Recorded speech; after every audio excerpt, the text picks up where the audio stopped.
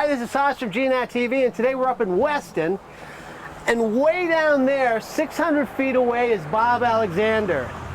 And Bob Alexander is going to tell us why he's 600 feet away from us. I'm going to zoom in so you can actually see he's there. Hold on, Bob!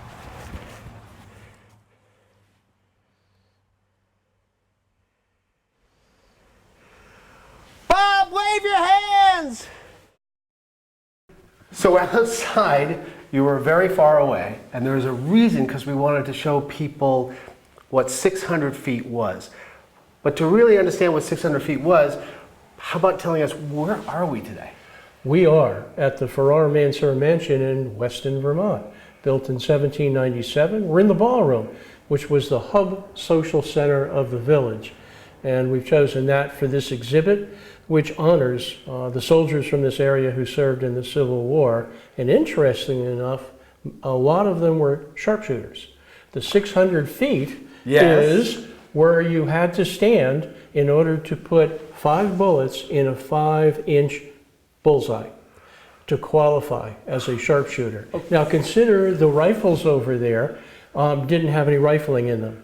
They were muzzle loaders. They weren't the powerful things we have today. Out of that, we got 300 sharpshooters who fought during the Civil War. We'll come to that later, some of the battles they were in, but they qualified because they had competitions. Okay, so, but before we get there, let me just understand this. So, way down there, I had to put, to become a sharpshooter, 5 in that little tiny 5-inch. That little 5-inch. Yeah. Was there any give and take in that? Do we know? No. 4, 6. You did it or you didn't do it. Or you get back. That's it. You go back to shooting turkeys.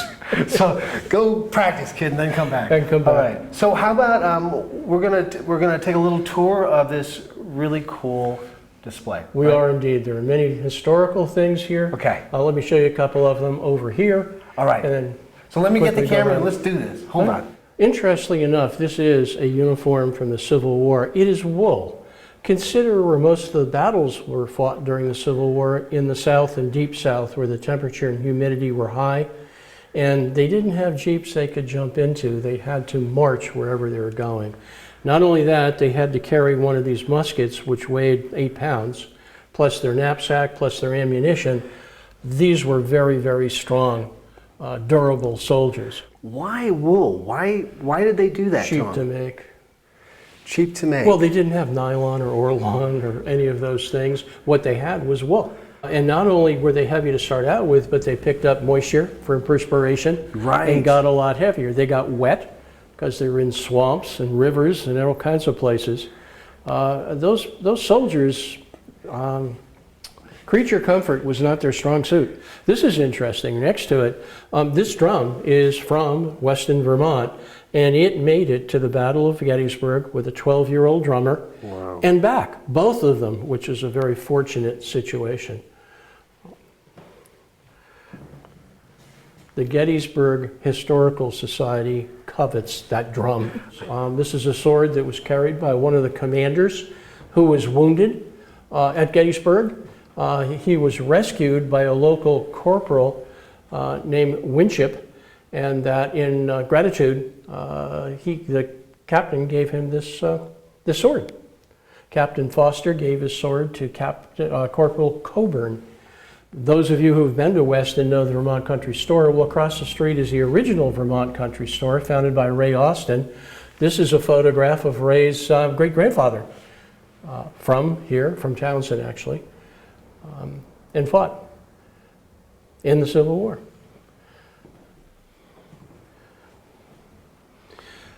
The other interesting thing about the Civil War, and it's true of the North and the South, is the Army allowed whole villages to fight together. So you'd have soldiers from, say, Weston, Londonderry, Townsend, who fought as a unit.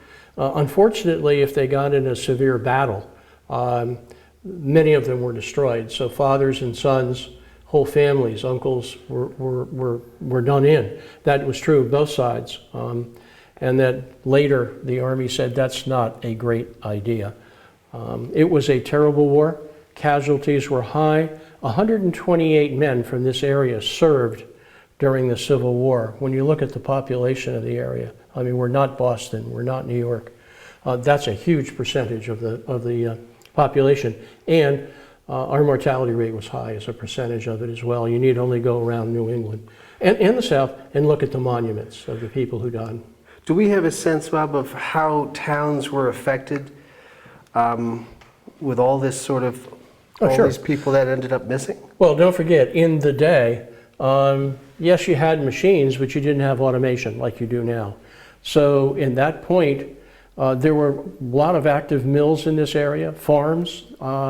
They lost the farm help, the milling help, and it took another generation for them to recoup from that loss of manpower. The South was probably even more bitterly affected by that, right, because they started out with a lower population base.